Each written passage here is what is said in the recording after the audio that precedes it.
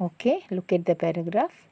निम्नलिखित गद्यांश को ध्यान से पढ़िए और दिए गए प्रश्नों के उत्तर लिखिए. നന്നായി ശ്രദ്ധിച്ച് കേൾക്കുക മിസ് വായിക്കുന്നത്. എന്നിട്ട് നിങ്ങൾ അത് 2-3 തവണ വായിക്കുക. അതിനുശേഷം താഴെ തന്നിരിക്കുന്ന ക്വസ്റ്റ്യൻസ് നന്നായി വായിക്കുക. അതിൻ്റെ ക്വസ്റ്റ്യൻ്റെ ആൻസേഴ്സ് പാരഗ്രാഫിൽ നിന്നും കണ്ടുപിടിച്ച് എഴുതണം. ओके.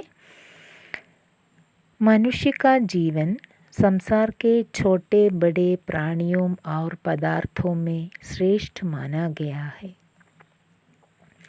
वह इसलिए कि मनुष्य बड़ा बुद्धिमान और विचारवान प्राणी है. अपने विचारों के बल पर वो कुछ भी कर सकता है और बहुत ऊंचा उड़ सकता है.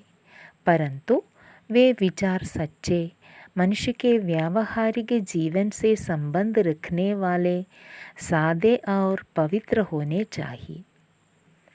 इन्हीं बातों को ध्यान में रखकर ही सादे जीवन और उच्च विचारों को मानव जीवन की सफलता की सीढ़ी तो माना ही गया. सारी मनुष्यता बल्कि सारे प्राणी जगत का हित साधने वाला भी माना गया. सादगी व्यक्ति के पहनावे से नहीं बल्कि उसके प्रत्येक हाव भाव और विचार से भी झलकनी चाहिए. तभी वो सब तरह की उन्नति और विकास का कारण बन जाया करती है.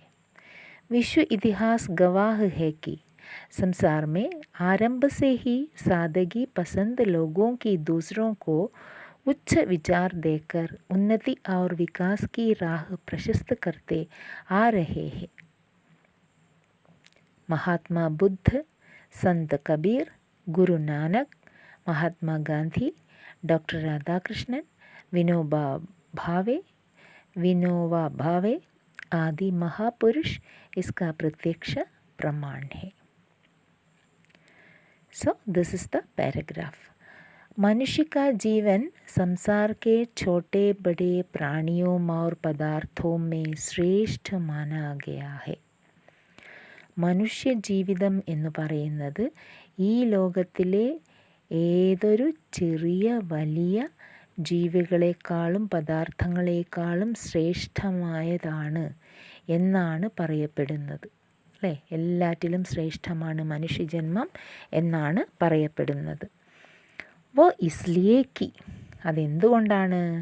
അത് ഇതുകൊണ്ടാണ്. എന്തെന്നാൽ മനുഷ്യ ബടാ ബുദ്ധിമാൻ ഔർ വിചാരവാൻ പ്രാണി ഹേ. മറ്റെല്ലാ ജീവജാലങ്ങളെക്കാളും മനുഷ്യൻ ബടാ ബുദ്ധിമാൻ, വെരി ഇൻ്റലിജൻറ്റ്, അല്ലേ? ഔർ വിചാരവാൻ മീൻസ് തോട്ട്ഫുൾ, ചിന്തിക്കാനും പ്രവർത്തിക്കാനും കഴിയുന്ന ബുദ്ധിശക്തിയുള്ള വളരെയധികം ബുദ്ധിശാലികളാണ് മനുഷ്യർ, അല്ലേ? അതുകൊണ്ട് തന്നെയാണ് മനുഷ്യർ മറ്റെല്ലാ ജീവജാലങ്ങളിൽ നിന്നും വ്യത്യസ്തനായിരിക്കുന്നതും ശ്രേഷ്ഠനായിരിക്കുന്നതും. അപ്നെ വിചാരോ കെ ബൽ പർ വോ കുച്ച് ഭീ കർ സക്താ ഹെ. തൻ്റെ ചിന്തയിലൂടെ, അല്ലേ, അവൻ എന്തു തന്നെയും ചെയ്യാൻ അവന് സാധിക്കും. और बहुत ऊंचा उड़ सकता है. വളരെ ഉയരങ്ങളിലെത്താൻ പറ്റും, അല്ലേ? परंतु वे विचार सच्चे, मनुष्य के व्यावहारिक जीवन से संबंध रखने वाले, सादे और पवित्र होने चाहिए. പക്ഷേ അവൻ്റെ വിചാരങ്ങൾ എങ്ങനെയുള്ളതായിരിക്കണം? ഒരു നല്ല മനുഷ്യൻ്റെ വിചാരങ്ങൾ എന്ന് പറയുന്നത് സച്ചേ, ട്രൂത്ത്ഫുൾ, അല്ലേ? സത്യസന്ധമായിരിക്കണം. മനുഷ്യക്ക് വ്യാവഹാരിക ജീവൻ സേ സംബന്ധ് രഖ്നേ വാലെ. അപ്പം നമ്മുടെ മനുഷ്യൻ്റെ പ്രാക്ടിക്കൽ ലൈഫുമായിട്ട് ബന്ധം വരുന്ന ആ ഒരു ചിന്താഗതി ആയിരിക്കണം. പിന്നെയോ സാദേ our Pavithra ഹോനെ Chahiye. സാദേ means simple, അല്ലേ? ലളിതമായതും. പിന്നെയോ പവിത്ര മീൻസ് പ്യുവർ, അല്ലേ? പാവനമായതുമായിരിക്കണം അവൻ്റെ വിചാരങ്ങൾ. इन्हीं बातों को ध्यान में रखकर ही सादे जीवन और उच्च विचारों को मानव जीवन की सफलता की सीढ़ी तो माना ही गया.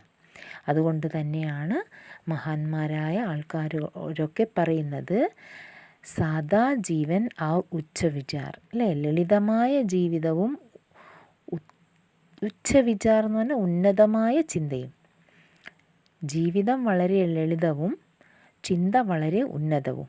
ഓക്കെ, അപ്പോൾ മനുഷ്യ ജീവൻ എങ്ങനെയുള്ളതായിരിക്കണം? സാദാ ജീവൻ ഔർ ഉച്ച വിചാർ, അല്ലേ?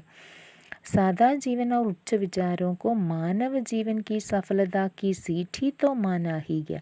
മാനവ ജീവൻ കി സഫലത കി സീഠി എന്ന് പറഞ്ഞാൽ സ്റ്റെപ്സ് ആണ്. മനുഷ്യ ജീവിതത്തിൻ്റെ മുന്നോട്ടേക്കുള്ള സ്റ്റെപ്സ് എന്ന് പറയുന്നത് തന്നെ എന്താണ്? സാദാ ജീവൻ ഔർ ഉച്ച വിചാർ, സിമ്പിൾ ലൈഫും പിന്നെയോ ഹൈ തോട്ട്, അല്ലേ? അതാണ് മനുഷ്യ ജീവിതത്തിൻ്റെ ഉന്നതങ്ങളിലേക്കുള്ള സ്റ്റെപ്പ് എന്ന് പറയുന്നത്. സാരി മനുഷ്യത ബൽക്കി സാരേ പ്രാണി ജഗത് കാ ഹിത് സാധനെ വാലാ ഭി മാനാ ഗയാ ഹൈ.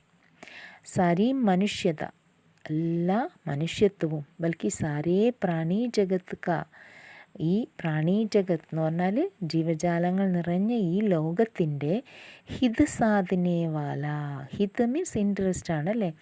അവരുടെ ആവശ്യങ്ങൾക്കും ആഗ്രഹങ്ങൾക്കും അനുസരിച്ച് നിൽക്കുന്ന ആളാണ് മനുഷ്യൻ എന്നാണ് സങ്കല്പിച്ചിരിക്കുന്നത്.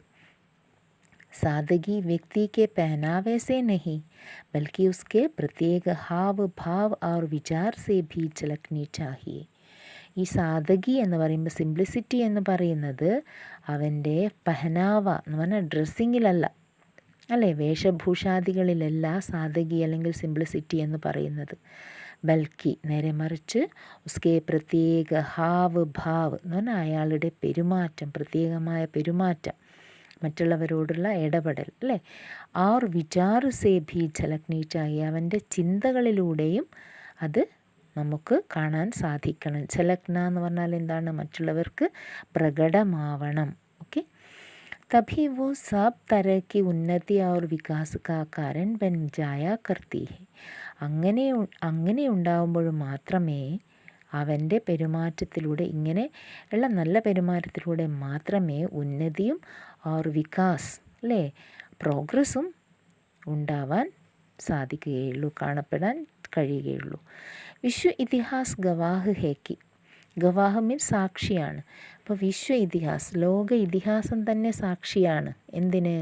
സംസാർ മേ ആരംഭ സേ ഹി സാദഗി പസന്ത് लोग ही दूसरों को उच्च विचार देकर उन्नति और विकास की राह प्रशस्त करते आ रहे हैं.